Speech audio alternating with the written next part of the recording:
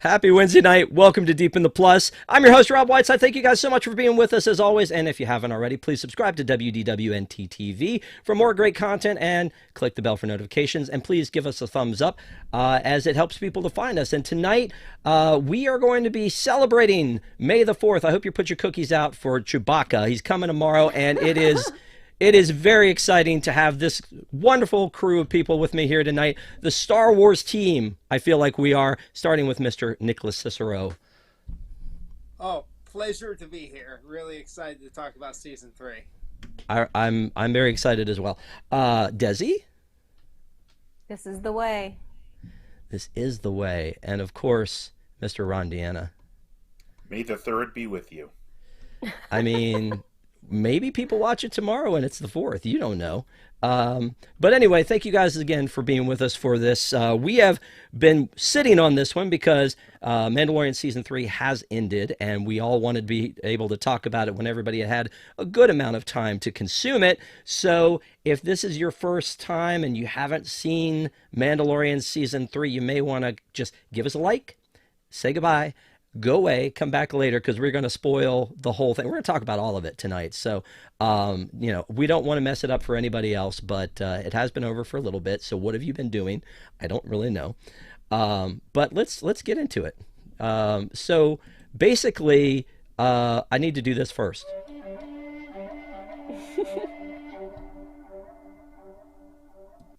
What Okay, we're good. is that? It's like some kind of a there was a thing on it. It was like a tube that they did. You got to watch Gallery. The first season Gallery had the guy who did all the music, and it was very cool the way he put it all together. I honestly don't know the name of it. Sorry. But anyway, we have our first super chat. Before we get into anything else, Jungle Cruiser Disneyland Magic exists. I went last night to buy the Din Grogu. But there was no reservation in my app for my Magic Key. Failed to check the COVID box, so went to a ticket agent and they let me in. Well, Jungle Cruiser, I'm glad that happened. I hope you got your Grogu sipper, because that's really the only reason to go to Disneyland right now, right? Is to get your Grogu sipper. But here's the thing I wanted to start off with when we're talking about this is season 3, but I feel like, and Nick, I'm gonna throw this one to you first. I feel like you had to watch Book of Boba Fett because it was like season 2.5 of Mandalorian. And I think we talked about that when we talked about Book of Boba Fett. But when season 2 ends with The Mandalorian, we see Luke Skywalker absconding off with the child. And in season 3, we got to be ready for all that, don't you think? Yeah, Book of Boba Fett was definitely required viewing for this season. I don't see really any way around that, right? So it's a very interesting kind of way of putting things together. And I don't know, maybe we'll get into this tonight. I know some people think that season 3 was a little bit maybe lackluster. Maybe they should have rolled in the Book of Boba Fett stuff into this season. Maybe they were thinking of doing other things and plans changed. I don't know. It felt a little bit weird. I'd love to hear everybody's thoughts on that, because I although I feel it was it was definitely something that's mandatory to this story, obviously, but I think they also left a little bit still to be desired and on the table that they didn't explore this season. And I not to get a little ahead, but I do feel there's a lot to love in season 3, but a little bit directionless as well, in my opinion. All right, so we'll do this. We'll talk about like the beginnings and the whole relationship to Book of Boba Fett, and then we'll get into kind of like the meat of it, and then we'll talk about all these like theories and things that we have about it. But I do kind of want to wait to the end to kind of get everybody's take on what you thought of it, because I agree with you. It's like I'm reading stuff online and I'm like, that's not the takeaway I had about this series. So Desi, what do you think about like the Book of Boba Fett stuff? Obviously you had to watch it. Right. Well, and obviously I had watched the Book of Boba Fett, so I got it. I loved Book of Boba Fett. I know that some people didn't, and some people skipped it because it started off kind of slow. But For anybody who stopped watching Boba Fett, honestly, please go back and rewatch it and rewatch the second half, because the second half of that season I thought was amazing. And it definitely is required watching to get into this season of The Mandalorian, because otherwise, if you just watch season two, you see Grogu go off with Luke and you come back into season three, and yeah, they do have a recap at the beginning, but the recap is all scenes from Book of Boba Fett. So then you're like, wait, did I miss something? Was there another season I didn't know about? It probably really confused people who have only watched The Mandalorian. Yeah, and we got together and we reviewed Book of Boba Fett. So if you haven't seen that already, go back and watch that. Watch our review of Book of Boba Fett. I think I said on there that Book of Boba Fett, and I love Boba Fett. I've said that on the review show that you and I did, Desi, where we ranked the Star Wars movies. Boba Fett's my dude. However, Book of Boba Fett was hard for me to get into at first because it did a whole bunch of that lost, like, flashback, flash forward. He's in the back to tank having dreams and all that kind of stuff. And so that first or second episode kind of lost me. And then once I was like, okay, I pushed through to the rest of it. I was like, this is Mandalorian 2.5 the whole way. Ron, thoughts? Mute.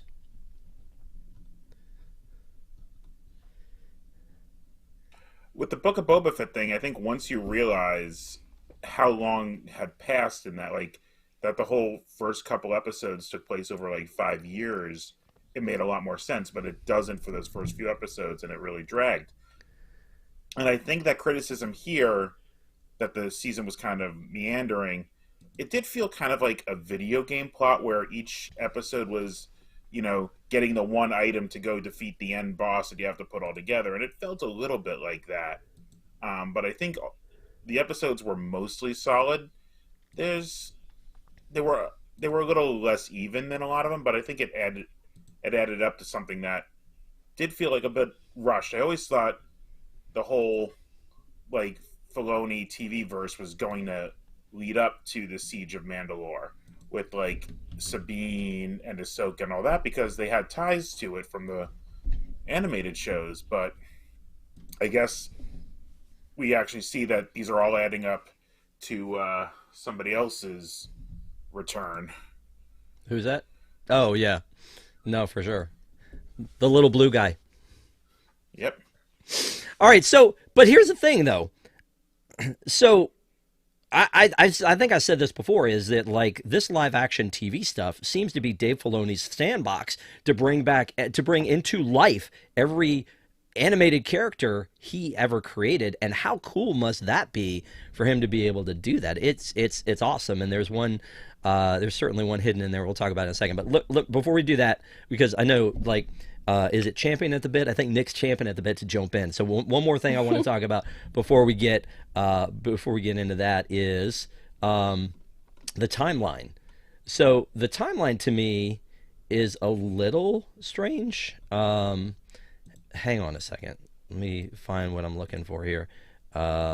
Because when they're running these shows, if you're watching Marvel stuff is all in basically sequential order. There's some stuff that's out of order, but for the most part, it's all served to you in order. And when it comes to the stuff that they give us on Star Wars, it's kind of all over the place, right? So they're filling in all these gaps in the timeline. This is canon. This is a complete timeline. And where we are is near the end there with Mandalorian, where that falls in between Return of the Jedi and The Force Awakens. And then, we're experiencing this stuff in here, and that's where Ahsoka will fall. But then they give us Andor, which takes us all the way backwards. And so if I'm a casual Star Wars fan and I'm watching, we go Obi-Wan, Andor, Mandalorian, over here to Ahsoka, like, I think I'd be confused, Nick. Do you ever run into people that know you're a huge Star Wars fan and go, I don't get it? Or am I just overthinking this? No, I do it myself. So every time I watch Star Wars, I have to like think of the timeline. So I'm like, where am I? Because one of the main, I don't think it's an issue, but it's just something that prevents me from, in my first watch, just like diving all in, is that we're talking about characters in Mandalorian that have a direct tie to the Clone Wars era, right? Like, so we're talking about Ahsoka, Mandalorian. So if you watch Rebels and Clone Wars, if you're really into that, you saw a lot of Mandalorian stuff that is coming into play now. And none of that was obviously explored in the original trilogy.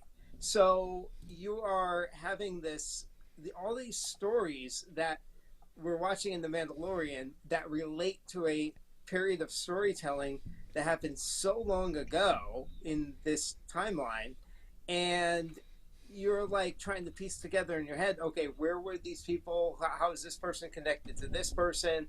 And you're jumping a whole chunk of important storytelling that didn't involve these characters at all. So there is that kind of trying to connect it. But I honestly think like Mandalorian is really good on its own, but it's so much better is if you really understand what happened in the Filoni animated universe, right? So that really enhances it. So I like to try to make those connections, but it does make you think because you have to jump in time and over other stories that, that's one of the problems.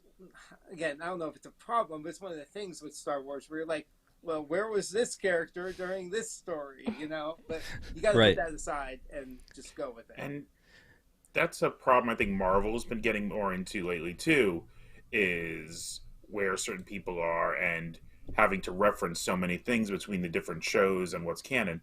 And it's something that I think these guys obviously have some knowledge of comic books to be doing these, and I think they kind of do follow that old comic book. It's like where there would be a little like editor's note box. It's like see issue 36 for the background, and Yes. I think we're missing that here. And I think the more and more these things go on, it's going to be hard to attract new viewers. It would be Ron, cool if Disney Plus had this feature where you're watching a storyline in Mandalorian and there was like a little pop-up that like said click here to watch season 3 episode 8 of Clone Wars, which explains this. That would actually be really cool. no, but now that Ron is talking about this like comic book thing of the whole, editor's note, see, Amazing Spider-Man 22, I'm like, please, that would be fantastic. Like if you could have those pop up and like Captain Pelorian was like in such and such, and I'm like, oh, okay, all right, that makes sense to me now, because there's a lot of stuff, and I know we have a lot of fans on here who are super, super, super fans of like the deep lore, the Timothy Zahn books, and the every episode of Clone Wars, and the Clone Wars that was done by the Samurai Jack dude, and like all of it, and I love that. And some of it is just like I'm like pounding the movies over and over again through my life, and so you got a question about Empire, I'm there. If you want to talk about season 4, episode 22 of, the Clone Wars, I'm like, I may be a little fuzzy on that one. So I do love the idea of having that pop up. But speaking of things that pop up in this, there was a character from Rebels that popped up. And Desi, you and I have talked about, you haven't seen Rebels, right? I know who Zeb is. Okay, you know who Zeb is, but you didn't. Yeah. That's what I was going to say. But I mean, to kind of like to Nick's point and Ron's point, like, is that one of those things where it would have meant more to you had you been a Rebels fan? You think? So, kind of like you guys were talking about, like, oh, it'd be really helpful for the casual fans if there was some kind of way to know, this other stuff if you haven't seen the animated shows. I've seen like Cliff's Notes versions of the shows where I haven't sat down and watched the full season, but I've watched somebody's recap of a season, if that makes sense, because I did want to get caught up on what's going on. And I find it interesting that some of the problems that people had with the sequel trilogy, where it's like, oh, well, we ended Return of the Jedi and everything was happy, and then we get to the sequel trilogy and all of a sudden the not an Empire, but the First Order, which is kind of from the Empire, is in power again, and Luke is a crabby old man. They seem to have no problem with the fact that Bo-Katan ended her arc in the animated series, where she was like the ruler of Mandalore and everything was happy and everything was looking up. And then all of a sudden, off screen, there was, you know, Mandalore was obliterated and Bo-Katan is sitting on her throne looking dejected now. Nobody has a problem with that. Okay. I mean, well, how do you know nobody has a problem with it? I'm looking at the chat. People have a lot of problems with a lot of stuff. I'm looking at this like Tony says, like I saw, like, and again, not only is tomorrow May the 4th, but also we are talking about the 40th anniversary of Return of the Jedi, which is in theaters now. And so Tony Stank says, I saw Boba and Palpatine die last night. They died. So in Jedi, you know, they're dead, right? And so you know, in this we're like, but are they? And that's a typical comic book thing, and you know, Marvel does it, and you know, oh, that guy you thought was dead, no, he's really MODOK now. What? No, that doesn't make any sense. So literally, anyway. I still have hope for Ben Solo. Nope, sorry, he's gone. Ron? And literally the second piece of Legends canon, if people want to go back and say, oh, Disney's bringing these things back, Lucasfilm brought these back in the comics and the books, with both Palpatine and Boba Fett showed back up in Dark Empire, which is the first set of comics that were produced to be post Return of the Jedi, that came around right after the original Thrawn trilogy. So, like, it's, you know, I think some people are saying, like, oh, it's Disney doing this, but it's not. They're trying to incorporate that Legends canon more and more in a way that fits.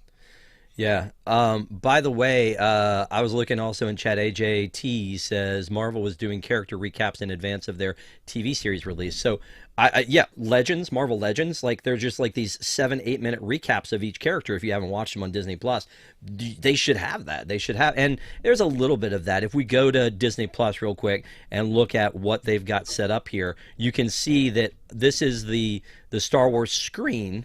And then you've got, okay, here's the Mandalorian, but here's the Ahsoka Tano essential episode. So they're already, I guess, getting us ready for Ahsoka, which comes out in August. And then here are the movies separately, series and specials, and then Star Wars Vision. So it's not a great breakout of that. But, you know, here's Obi-Wan Kenobi's arc. So it's Clone Wars essential episodes. And Clone Wars, I think Clone Wars, Nick, is that... To me, that's the hardest one to consume because there's so many episodes over so many seasons, and that was Dave Filoni's baby, and he's going to continue throwing that stuff at us, isn't he? Yeah. I think he's going to keep pulling from that. You know, overall though, I don't think you need to know every inch of Clone Wars and Rebels to appreciate some of the characters that they're bringing in. Like, I don't think you need to. If they write it correctly, you don't need to have read the Thrawn books or seen Thrawn in Rebels to appreciate him as a supervillain when they introduce him in the Ahsoka series. Just as, like, I don't think you needed Bo-Katan's complete backstory to understand the story and appreciate the story of the Mandalorian, because they really set up what the Mandalorian lore was in Mandalorian really, really well. You didn't need all that backstory, but it enhances. It absolutely enhances. You know, there were definitely parts though where I would say certain references and certain stories I wish they did.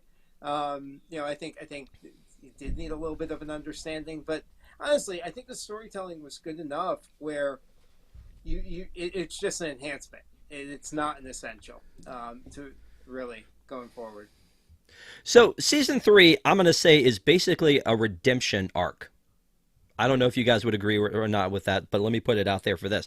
So we know that because of Book of Boba Fett, we know that Din Djarin is he admitted that he had taken off his helmet, and the only way for him to become Mandalore again is to go to Mandalore and bathe in the waters there. So which reminds me of Purple Rain and Prince and the waters of Lake Minnetonka, but no one else has seen that but me. Anyway, so when he goes to he goes through this. He goes, okay, I know I need to go on this journey. I'm going to go on this journey. I'm going to need Bo-Katan's help. He goes to Bo-Katan. Now, Bo-Katan, she needs this redemption as well. And so to me, it's all about a redemption arc. There's some stuff underneath of it that I think is something I didn't pay attention to while I was watching it because I was too engrossed in it.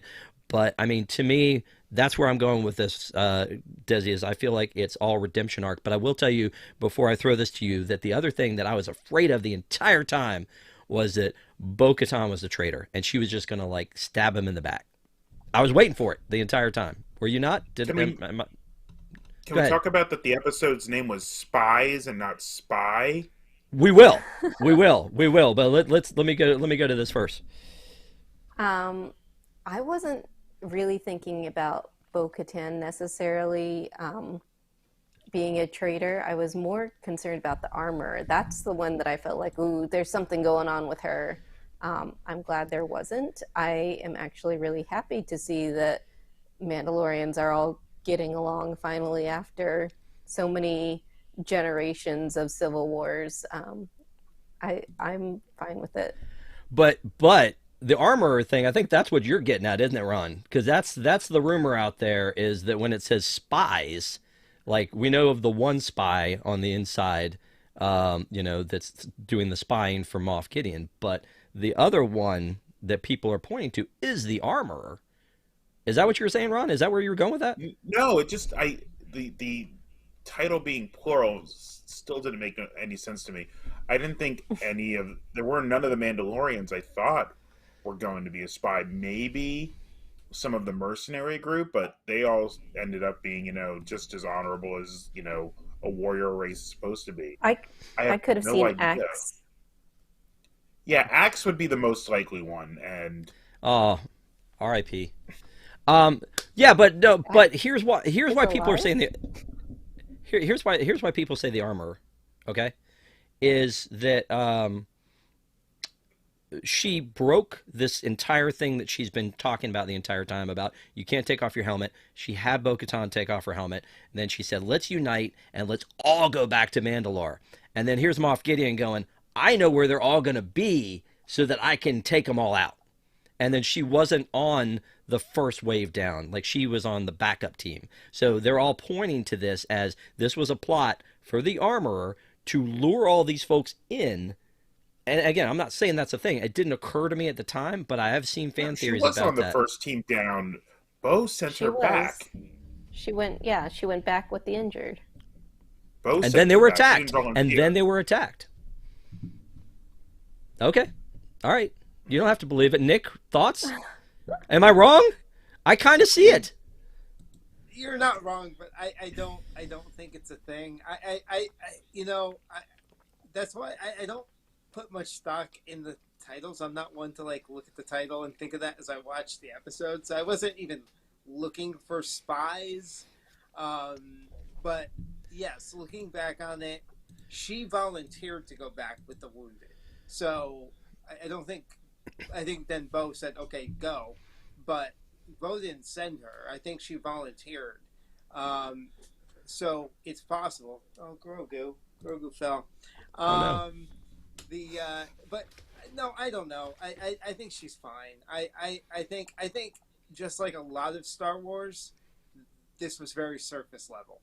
Like, okay. What we saw, what was, and what happened.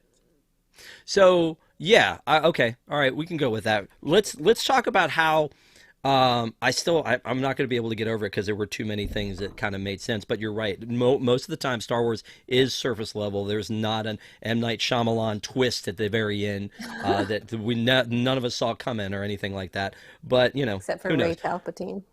Yeah. Oh my God. Yes. Anyway, though we're not going to talk about that. We're not. But what I do want to talk about here is, in reference to the Force Awakens and the First Order, is it never occurred to me that they were starting to spoon feed us the seeds of the First Order here until the Shadow Council. And when the Shadow Council happened, I'm like, wait a minute. That's what they're doing, is they're showing us how did the First Order come to be? Because it took this huge leap from Jedi, where it's all been done, to how did we get right back to the same problem we had before with this evil Empire slash First Order being there? And I mean, Desi, did that occur to you? Like, I had Yeah. an aha moment at that point where I'm like, that's what they're feeding us here. No, that occurred to me like in season one Oh my God. when, because, or even when you see the Snoke in the tube, was that season one or season two? When it's like, okay, they are showing us how the First Order is rising from the ashes of the Empire. I You think that was see two. that, okay. But even in season one, you see Moff Gideon showing up in like a Darth Vader wannabe outfit. And you see that, even though the Empire has been quote unquote defeated, there are still people there who are loyal to the Empire, loyal to that cause, and that is the seed that grows into the First Order. So, yeah, I would say I had seen that there since the beginning. I Ron? hate to bring in the books, but did anybody else read Bloodlines? It's one of the first books to come out, and it's Again, a Cliff Leia Notes. focused book that really talks about what like when the First Order starts to fall, and there is like an aristocracy in the New Republic that was tied to had all their is kind of the ones building up the First Order, and Leia's chasing down I think gun smugglers and stuff like that as she's part of the Senate, that builds into it. And I don't think this is trying to build to what the First Order is as an intention. I think it's just trying to fill in the gap because Filoni didn't like how Abrams left things hanging. Because I think I've said this before: is Abrams and Filoni are both guys who are playing with their childhood toys on screen, right? They get to play with their action figures in real life. Except Abrams likes to. Abrams is the kid who replayed the movies he saw, and Filoni is the one who takes his toys on a new adventure. Okay. Nick, Shadow Council. Yeah. Talk to me about Shadow Council. Was that a cool Well, moment? what's that? Was that a cool moment? Oh yeah, yeah. So I want to first say I agree with Desi. This was definitely foreshadowed since season one. I really do think so. I think this is being used to fill in the hole, fill in that gap, get us to the point of the First Order. So it's not this shock that the First Order was there. I will say I do want to throw this out there before I get to the Shadow Council that I did not appreciate one thing that they did in this season, and that was showing us the episode where we were on Coruscant with his name's escaping me, but the scientist, and we started to see how Pershing? the Republic, the New Republic, was Pershing. The New Republic was kind of being jerks already. Like, I think they fast forwarded that a little too quickly. Like, I don't feel that they would be there already, where they were kind of being like the enemy that they defeated. I wish that kind of came down the road. I like the idea of that, where they start to become complacent a little too hard on people and maybe trying to put their fists down. But I don't know, that was a little weird to me. But I think all of that is setting up the link between the end of Return of the Jedi and where we were in Force Awakens. And I think the Shadow Council was an amazing moment. I mean, that was one of the most. This season gave me so many moments where I was up off my seat, clapping, cheering, crying, yelling, like, yeah, oh my God, I can't believe this is happening. And that was one of those moments because we were able to see the kind of inner workings. It's almost like Andor in reverse, right? Like where Andor was the underground rebels kind of forming and figuring out what they're going to do. This was the opposite of that. And I love that this came right in the heels of Andor. And we now get to see the remnants of the Empire get together reference Thrawn and reference Vader and all these other characters that are out there that are like it was interesting. I really I like what they did, and it was a wow moment. It was to be able to see it. I want more of that, right? And this season teased a lot of things I wanted more of, and they didn't give it to me because they had to resolve Gideon's story. So. Well, but so here's the thing, though. I agree with you, and I feel like the internet did not.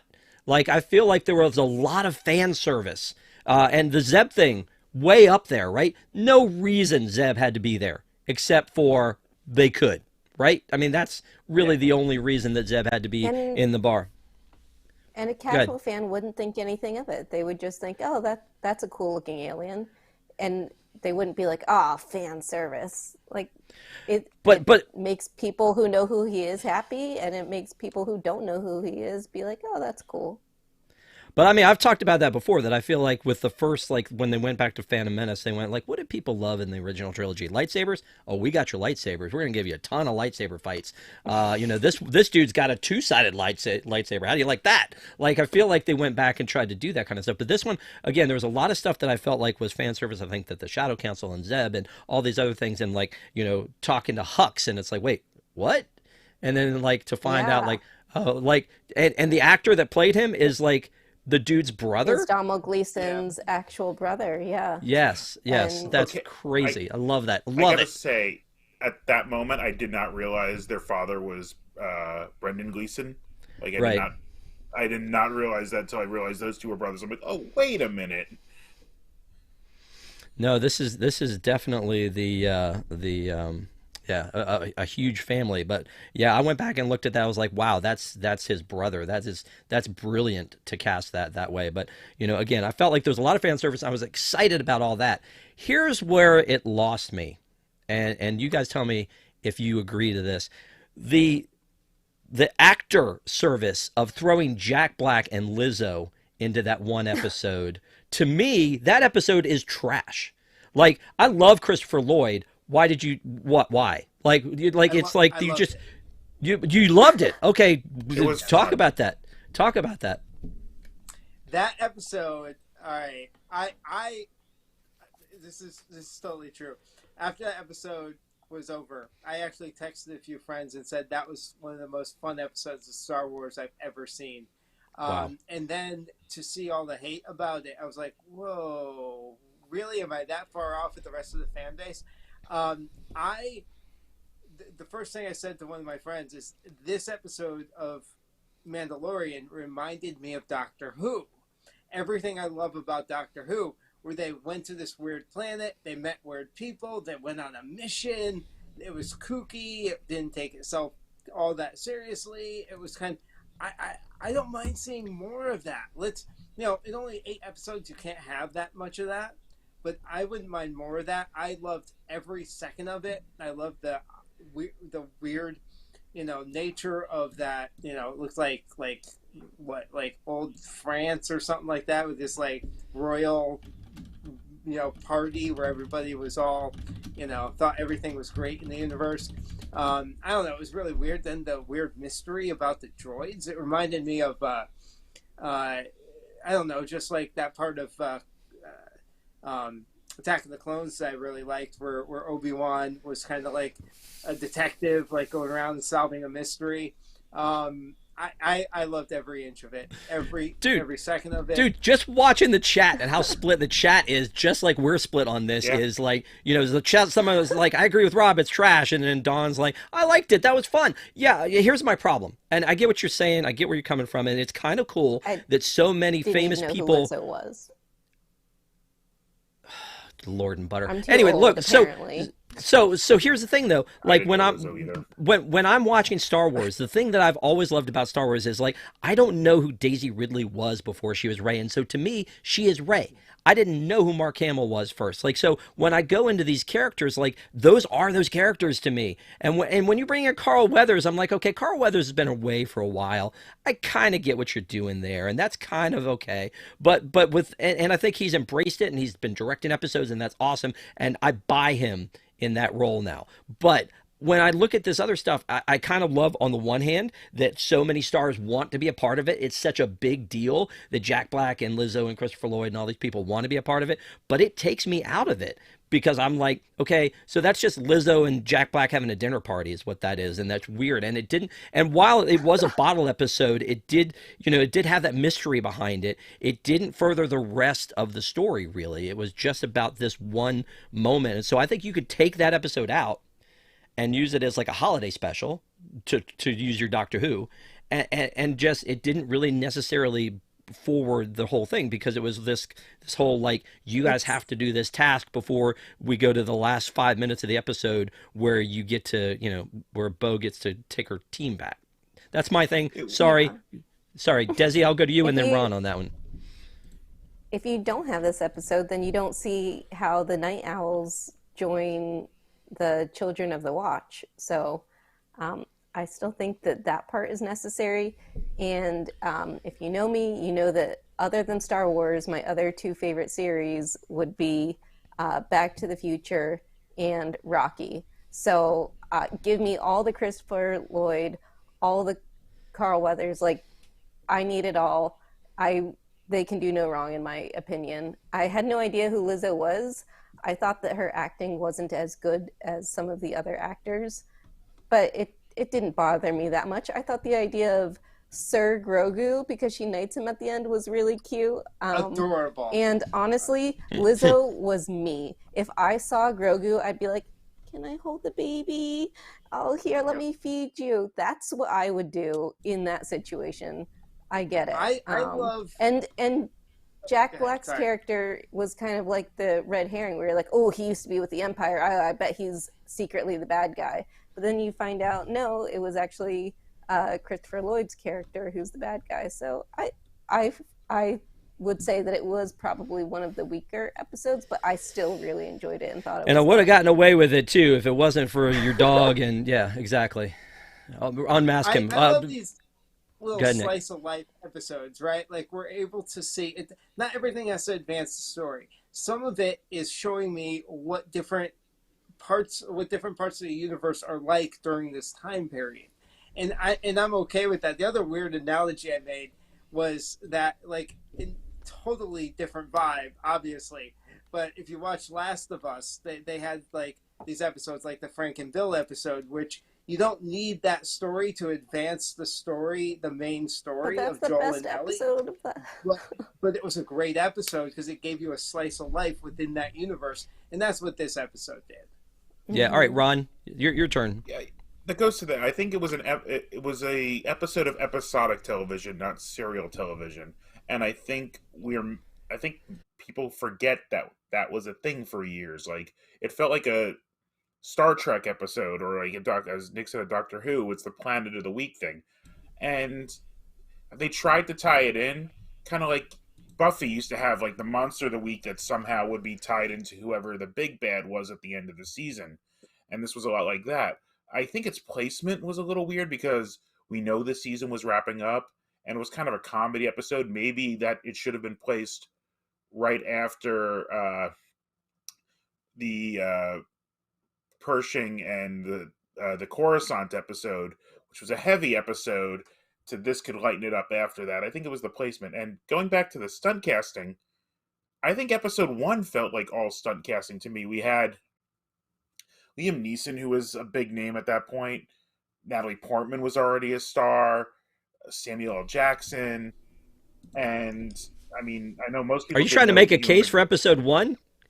No, because I'm no, thank you. Stunt casting was already a thing, because to me, watching that for the first time, every time I saw Ewan McGregor, I'm like, that's the Train Spotting dude.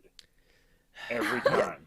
But you're making my point for me though, because like again, like Lizzo, yeah, her acting wasn't great, and I see Brandy saying Lizzo was a known Grogu stan. She posted about him all the time on TikTok. I think that's great. Doesn't mean she needs her own episode with him, but I will argue that her acting was still better than Jake Lloyd's.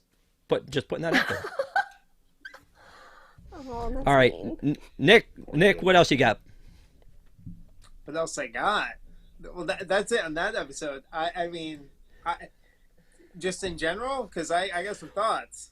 Okay, all right. Before we go there, let's talk about Mandalore because I feel like Mandalore has been the thing that we've been looking to get to for 2.5 seasons at this point, right? Is Mandalore has been lost. That's where we pick this whole thing up. Is that this is a man without a country, and he's gone to bounty hunting, which then leads him back to the armor, and his clan is underground, and so we've been kind of leading back to Mandalore. And so we get to Mandalore, and I don't know, do we talk about the mythosaur at this point? Like that you talk about like fan service slash jump up and clap. That was my moment right there. Like as they come up and the lights slowly go across the mythosaur, and I'm like, what? I thought that was amazing. So yeah, You before know we get where into the that, mythosaur got its origins. It was oh yeah, the opposite of a Chekhov's gun. Like I expected that to be part of the plot, like Bo having to face it with the dark saber or something, like, and then it just kind of sits there the whole season, and they talk about it, but then it doesn't come to be a plot point at any point. Kind of felt a little left in the back. tune in season 4 of The Mandalorian for more. No, what are your thoughts on Mandalore, Nick?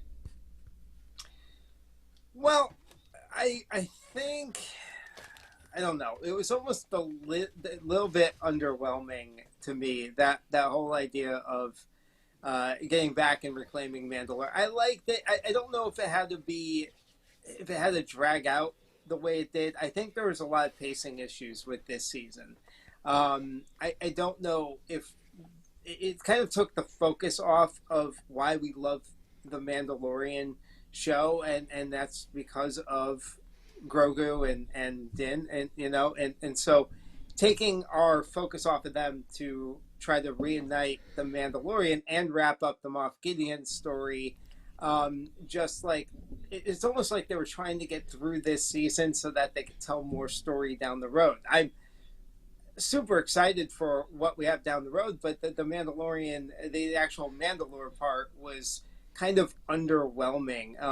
Now I did like the plot of Moff Gideon setting up his base on Mandalore. I mean, come to find out, it was just pure hatred for Mandalorians. Like I didn't realize that was what his motivating drive was. I thought that was pretty cool, and I love the idea of him building his base inside Mandalore, and then the Mandalorian coming down there and seeing that. And I will say that the mythosaur, that was an amazing moment, but to your point, like I wanted more of that. Now I think we're foreshadowing something maybe with Grogu seeing it. See, that's the other thing. Are we foreshadowing Grogu or something going to, now that he's a Mandalorian, is he going to ride the mythosaur? Because he can tame animals, he can talk to animals, and so is that what we're setting up? Please. Or are we just setting up, oh, Grogu's verifying that monster's down there, but that's it, we're never going to see it again, but we just wanted to let you know it was real? I don't know. Well, all right. So Desi, Maybe. wait. So if you want to talk about Grogu, Desi, what do you think about IG-12 and the little deal, and or the team up when Mando and it's like this battle royale wrestling style with between Mando and Grogu, like the way that they team up with their powers. Either of those you want to talk about? The cutest. The cutest. Give me all the toys. I need every toy there is of Grogu in the IG-12 suit. Yes. Oh my goodness. Yeah, when we were talking about, when I said to everybody here, like, are we all ready for this episode? She threw that gif up immediately. Yes. It's When the Black it's Series figures adorable. come out for this, it's going to bankrupt me. I'm sorry, Desi. I want to see Grogu at the end of this rebuilding the dark saber, riding the mythosaur, and leading the future of the Mandalorians. I kind of see Bo maybe taking on a mother figure role for him. Din is already his father. I'm not saying that I'm necessarily shipping Bo and Din together. I'm just saying that they're kind of taking on those roles for him. But one day he's going to outlive them. He's going to be the future of Mandalore, in my opinion. I think Grogu needs to be the one writing that mythosaur. Yeah, Nick, you were going like this. And Talk to me. all the toys. Well, I mean, so Grogu had moments this season. I mean, I don't think he had enough of them. Like I said, I think they shifted the focus off of Grogu and Din a little bit too much. But Grogu's moments were just those jump up and clap and cheer moments when he pushed the monster out of the cave. When he was riding around in IG. Like I said, when he sensed the mythosaur, went at the end when he protected everybody with the force bubble. I mean, all that stuff. Just when he was flying around the cave in his little pod. I mean, all that stuff. He was so he was so good this season. Just spinning around in the chair, just all those little Grogu moments that we love. And it's really funny because like those are moments that if written incorrectly could really bother people, but they never have. I don't think they ever have been like they work. They write him perfectly, and it's not overkill. I thought the yes thing might be overkill, but then they did it for a little while, and then he lost the IG, and that was good, and it was fine. But the moments with Grogu this season were absolutely priceless, and that really made this season. Yeah, people are talking about, or Dawn is talking about Groot in the chat. Groot's one of those things that I think it. You're right. It's like you got to walk this thin line with these characters of you can't overplay them, and somehow with Grogu they give us exactly the amount that we need of Grogu over and over again, and they haven't messed it up. They haven't messed it up yet. But the same thing, like with Groot, they evolve him, and he's big Groot, and then he goes away, and we're sad. But now he's baby Groot, and that's cool. But now he's teenage Groot and angsty, and we don't really like him. And this new one, what? Like, at least this one, he's consistent and he's cute, and I'm surprised, especially with the oversaturation of merchandise and everything else, that we just want more. Are we Ron, going to talk about who rescued him? Oh, go ahead. no, we'll go to Ron first, and then we'll go back to that. Oh, you know, I I love Grogu as a character, but I think it's kind of blasphemy to say I would have been fine if he had stayed with Luke and we had just left him behind. Um, I love the IG-88 How thing. dare you? I thought it was a great little thing, and it reminded me of like when you see I think in the end of Revenge of the Sith, you see Yoda riding on Chewie's shoulder, and you're just like, I'm not gonna mess with that. And then you just see a force, like a force sensitive whatever Yoda's species is, riding in the middle of an assassin droid. You're like, I'm not gonna mess with that. And that was my first thought. And yes, I definitely want the figure for that. And the Beskar troopers and all of that are going to be on the shelf at some point soon. Yeah, and you're going to need a whole fleet. You can't just have one. You're going to have all of them. So, I have about 20 Black Series stormtroopers, so yeah, there's going to be a few of those going. well, God bless you that you get it. Let me throw this out. Moff Gideon, Nick, is he dead, or did we kill a clone? I think they left that open, like some other things that they might have left open here to interpretation. I think they just we know too much about Star Wars with Maul and Boba Fett and the Emperor. We know that they're not necessarily dead, so I think they like to keep their options open. I think the weird thing about this season is it gave us again, it didn't go exactly where I really wanted it to go, but it did answer questions. It closed some doors, and for that I give it credit. And so to kind of close, like it gave us a peek of Coruscant and Dr. Pershing and things like that. But then it kind of closed that door. It was like, no, we're showing you him again, but we're going to kind of wrap up this story. And same with Moff Gideon. It was like, no, we're going to put an end to this character for now because we want to put them aside because we have this other big bad coming and we don't need them both kind of in the mix. But maybe down the road, Moff Gideon kind of maybe they team up or something like that, or maybe who knows. But I think they really, I really think they closed the door, but left the door just slightly ajar so that in Just case they slightly. want to open it again. Yeah. Desi, the dark saber. When they broke the dark saber, I cried a little. Thoughts? That was one of the more shocking moments from this season because they put so much weight into the dark saber and how important it is, and how basically you can't rule Mandalore unless you've got this dark saber. I thought it was really interesting. Didn't see it coming at all, but I kind of like it too because if they're going in this direction of Mandalorians need to be united, Mandalorians work better together. Um, I think a lot of the infighting and the civil wars throughout Mandalorian history have been because people were fighting over the right to control the dark saber and therefore the right to control Mandalore. So it's probably a good thing in the long run. Um, Praetorian Guard. Loved it. Yeah. You just said yeah, Ron. I mean, I assume you're going to need three of those too, right? I mean, what did you think Yeah, of? I've got every version of them up here already. You can't quite. There's the one from Crimson Empire as well. So I think that's every version of the red figures that have been out. They were cool, and it really did remind me of the what I think is the best fight of the sequel trilogy in the Red Throne Room.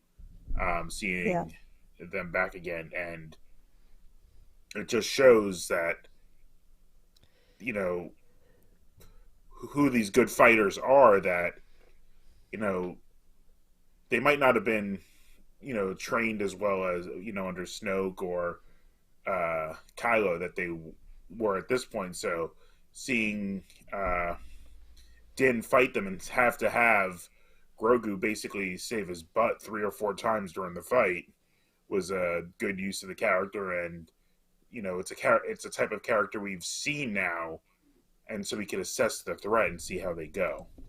Yeah. One side note, our good friend Neko has messaged me and said my friend is complaining that Mando isn't deep.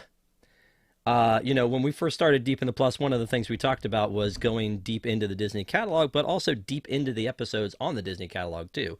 So, that's we're doesn't get much deeper than I don't think what we're doing talking about this. So it has a multiple meanings. I feel like we kind of give ourselves a pass on that. But I mean, how can you have something that is basically the fuel for Disney Plus, right?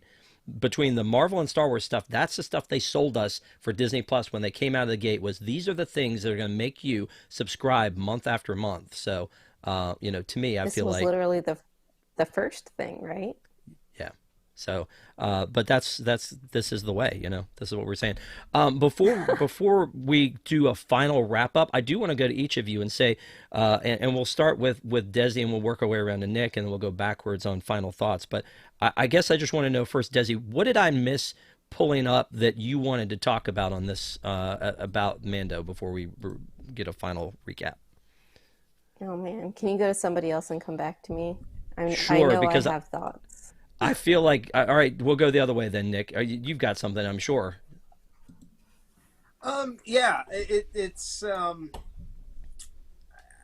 guess this season to me was about a lot of little, like I said, little wow moments. So, what I really liked was number one, visiting Coruscant, and there was a lot of deep cuts there. I will confess that I'm not very proficient in a lot of the Legend era books, but I know there was a lot in that Coruscant and the mountain thing. I forgot the names of it, so I'm not, like I said, not great in all that stuff. But that top of the mountain thing that they went over to, I know that has some history in some of the books. But the whole like center part that they were at, but just seeing Coruscant, being back at the Opera House and different things like that. Seeing the prequel era Coruscant, was really cool. I think then kind of diving into the like I said, the Shadow Council, Grogu's moments, just different things like that. I think the monster at that, in the first episode, I mean, I thought that was pretty cool. I think that then the monster in the spies episode, I love those big Star Wars monsters, and those are something we come to Star Wars for, to see these giant monsters and weird creatures. We had a lot of that this season, so I think this season was just about a lot of little moments. I would say, though, that my biggest takeaway, and I don't know if this is final thoughts or thing, but it might merge together here.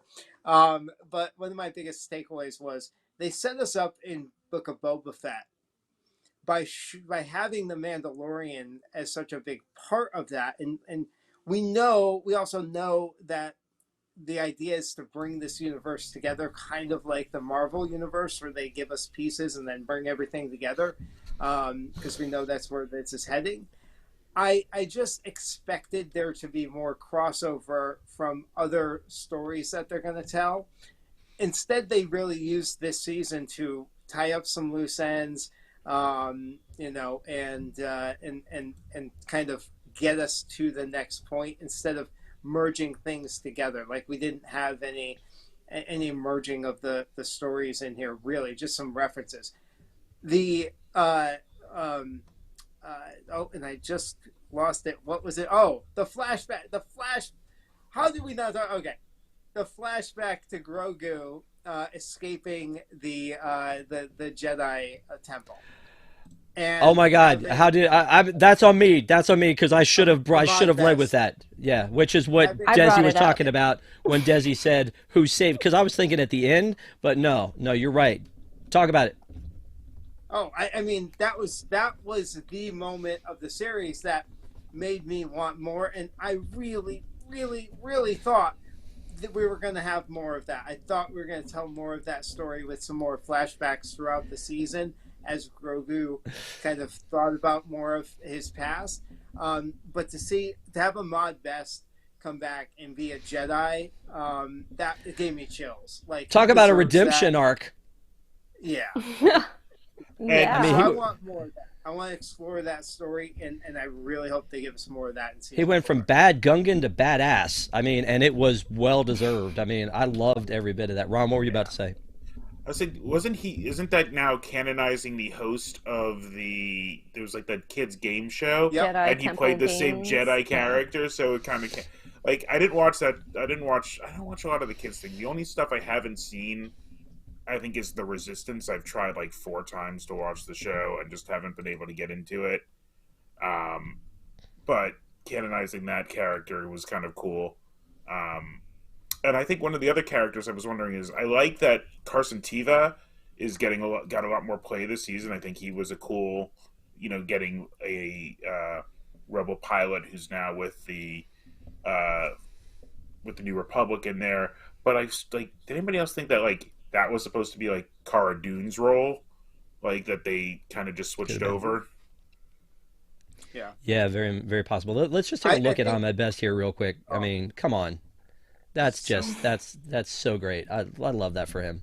I love that journey for him. I think Cara Dune, I think her off-screen issues, I think that threw a big wrench into a lot of the storytelling. I don't know if that affected anything in Book of Boba Fett and how they incorporated that story part of the story in there. I think that not going forward with her.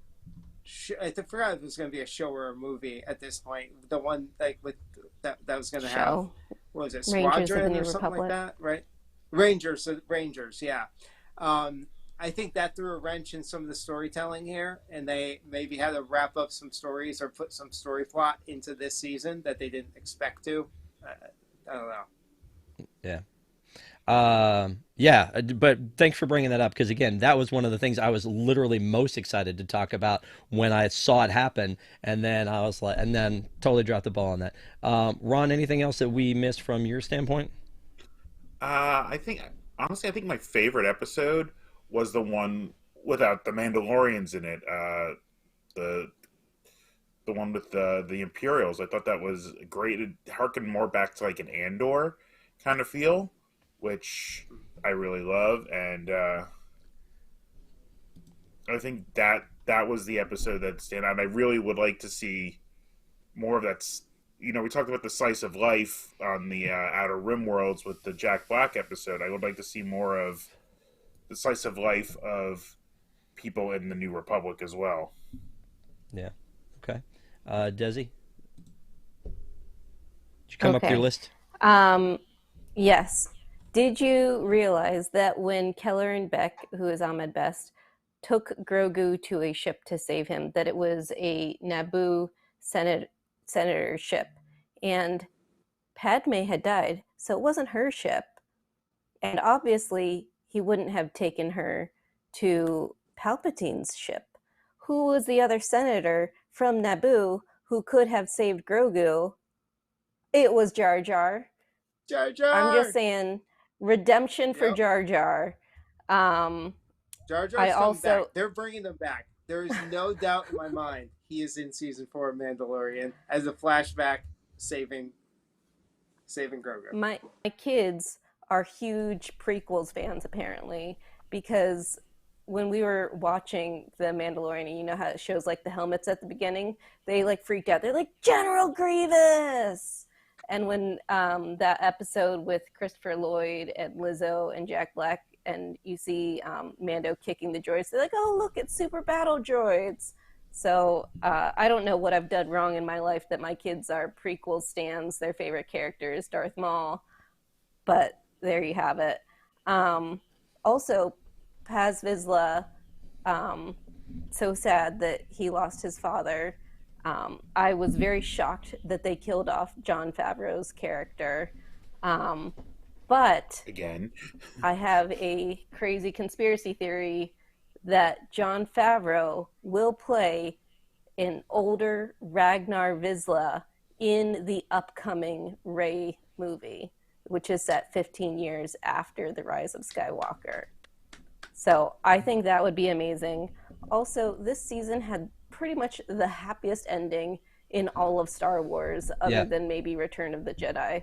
How cute was it to see Mando sitting there on his front porch with little Grogu playing in the yard with the frogs?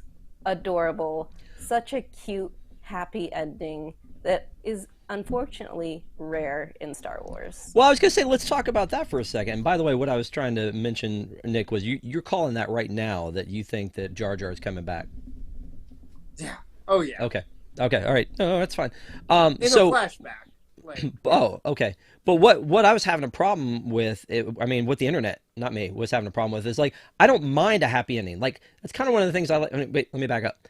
On a TV show, that's what I'm saying. But with like when it comes to say Ted Lasso, I love that Ted Lasso always gets out of whatever it is usually. Like that's the happy part of watching Ted Lasso to me. Is it like there's a positive message? There's, things if things go south for him, he turns it around, make lemons out of lemonade. I love that. This one, the internet was like there was no water cooler moment ending. There was no like Luke comes in at the end and we don't know what's happened to Grogu, or like this big cliffhanger of what's going to happen. And I'm kind of with you, Desi. I kind of like the idea that it ended with. I'm like, I'm waiting for the shoe to drop. I even like fast forwarded through the credits to go, is there an after credit scene where they mess all of this up? But no, it's a very Western. The sheriff has got his plot of land and sitting there and like, yeah, it felt really good to me. But I mean, anybody else I have a thought problem with it? no, I thought the same exact thing, and a lot of people said this season didn't feel like a western like the last did. And I'm like, but that was a western ending, with the very much so of them just sitting on the plantation, having won the shootout, and it was a good ending, and it allows us to go forward to this closed an arc that we could go forward and do an episodic, gun for hire, Planet of the Week series if we really want to go forward with that from here. I also yeah, thought I that think Grogu was it. going to speak. Yeah, I thought Yes, maybe. yes, Yeah, yes, yes. yeah. I thought this episode. So first, I equate it to the end of the first Star Wars film where we put the happy bow on it, but there's more to come. But that was the end of that story, right? We ended that story, and this this the way they label these are chapters, right? In the Book of Boba Fett, that was a book. These are chapters in the Mandalorian story. So this is like maybe the end of a book of Mandalorian. We know there's more storytelling to come, but this wraps up this era of storytelling for the Mandalorian. Now we'll go into another era. Like we'll start fresh. We'll, we don't have anything lingering out there. We have hints of this big bad out there and this Shadow Council and all that stuff. We're going to deal with that with Ahsoka and more Mandalorian and more stuff. But we're not having more Mandalorian for probably quite some time. And we're going to have Ahsoka and maybe something else in between. And we're going to have other storytelling elements before we get to more Mandalorian. So this is a end of a book. I loved it. It was beautiful. I like when books have happy ending. You don't want to read a book with a huge cliffhanger in it, that you then have to wait. You want that book to wrap up, and this did a great job doing that. Yeah. Yeah, I agree. All right, so again, thank you guys for being on the panel. Thank you guys for watching. Getting really excited about tomorrow being May the 4th. Just grab some Star Wars and watch it, whatever it may be. Rebels is a good, we got Ahsoka coming up. Before we give our final recap, let's just talk about that. That's the next thing, right? Is Ahsoka. I feel like they've laid such groundwork, and it's going to coincide with the end of Mandalorian season 3 and the end of Rebels coming together for this series of Sabine and Thrawn, and it's pretty exciting, right? So Nick, are you looking forward to this one? He's left. He's going to get. Are you looking forward to this? Obviously, you're looking forward to this more than any other series that we've seen so far. Yes, I just got this this in the mail the other day. Oops, the wrong way. My Ahsoka. She comes with a little Grogu who's adorable, and yes, I am so excited. I got like every version of everything Ahsoka that we could possibly have. She is hands down my favorite Star Wars character. And I know she's obviously, in good hands with Filoni. That's his baby. And, I think we're in for some great storytelling and, some great things with the Ahsoka series. I couldn't be more excited. She's just such a fascinating character, and to get to explore more of her adult life, I'm just so excited to see what she has to offer, to kind of bridge that gap, right, between the storytelling eras that we're covering here. Well, what a great tease with the whole she's looking for Thrawn thing. It really kind of ramped everybody up, and then the relationship she has with Luke, and yeah, it's going to be a pretty neat series. I may be, and I'm not the fan that you are, but I may be looking forward to that one more than any other series so far that we've seen, just because of the ties with Rebels, that the way they've ramped this up.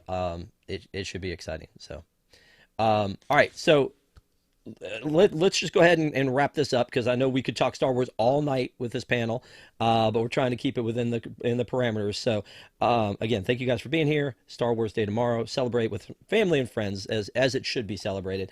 But now's the time. This is the way. Starting with Desi. Would you recommend Mando season 3? Yes, definitely. I thought it was wonderful. I didn't even have a problem with the Lizzo episode. I thought it was great. I really thought the whole stuff with Dr. Pershing was really interesting, and even taking the focus away from Din Djarin himself was really interesting, in that, it was more about the Mandalorians as a whole and not just focusing on this one Mandalorian. I thought it was really cool, and I'm excited to see what the future holds. Very cool. And Mr. Rondiana, same question to you, sir. I definitely recommend it. I think it was the weakest of the 3 seasons, but that's, ouch. Still saying, well, that's not saying that much, because the other 2 were fantastic, and this is just very good, maybe. I don't think it's any kind of jumping in point. I think had some uneven moments. I think we all agreed to that. Whether which episode we thought was the uneven parts seems to be a little more up in the air, but it was definitely good. And as you and it was said, like it's the Mandalorian as a concept, not as a person. And I really kind of enjoyed the way it wrapped up in that way. And I want to see where it goes. If, and I'm sure we're going to see where it goes, not an if it goes any further. Yeah. Admiral Cicero. Yeah, of course I recommend it, but I think the takeaway for this season for me was that it kind of wrapped up this whole thing that we were going towards with the Mandalorian. I don't know, it felt like it was the weakest season. I think they felt like they had to answer some questions and wrap up some storylines, and I'm fine with that because honestly, I am done with the Mandalorians in general, right? Like I think now they did their thing. We saw their story. I don't think there's anything left that's very interesting with them, except that what I can see happening is I think we're going to see them unite and be part of the storytelling in between now and Force Awakens, where they're going to be able to come in and assist with the whatever side, maybe the New Republic or something that is fighting the First Order. I think there's going to be some kind of thing down the road where all these different factions unite because they're like, oh no, the remnants of the Empire are coming back, and we need to join forces to fight them. So I think that's where they're going to come into play. So I think now that they're united in one, I think we're going to see that come into play down the road. But I'm glad that story is put to bed.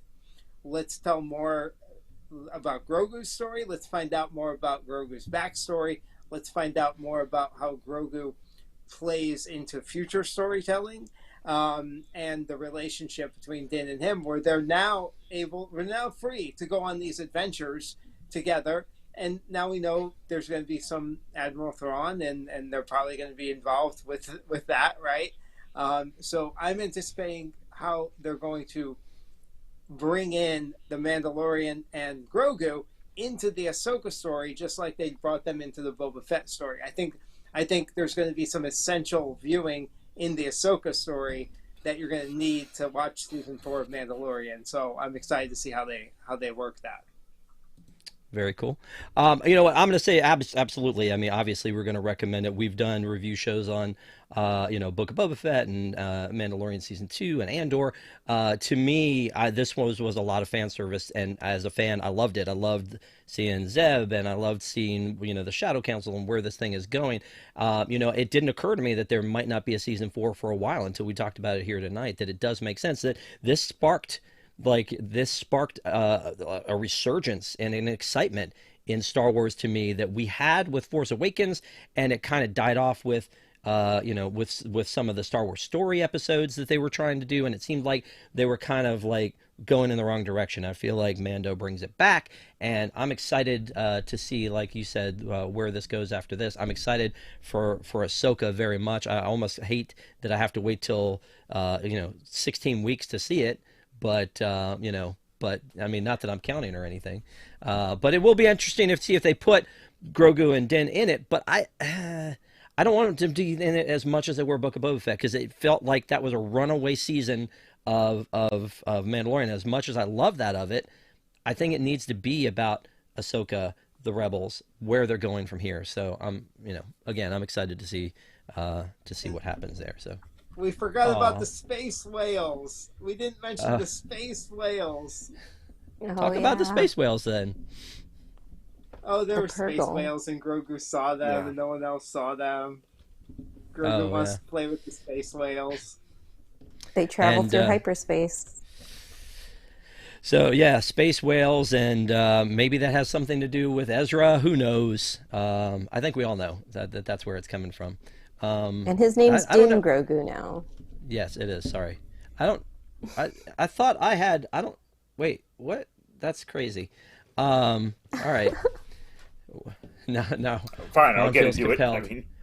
Ron feels compelled. Sorry. All My right. Thank you kids are guys. asleep with mine. Are they really? That's awesome. Good Yeah. for them. Again, I'm glad that everybody is hyped for this, and I can't wait to see what happens next. So thank you guys for being the Star Wars crew, for being on here. And next week, we are going to be doing Spider-Man, the Amazing Spider-Man, because Spider-Man is now back on. Or not back, but it's on Disney Plus. Not all of it, but some of it. So we're going to do the Amazing Spider-Man episode 1 of the second trilogy that never became a trilogy. It's a thing. Look it up. Thank you guys so much for being here. Thank you guys at home for watching. And again, may the fourth be with you. And we'll see you next time.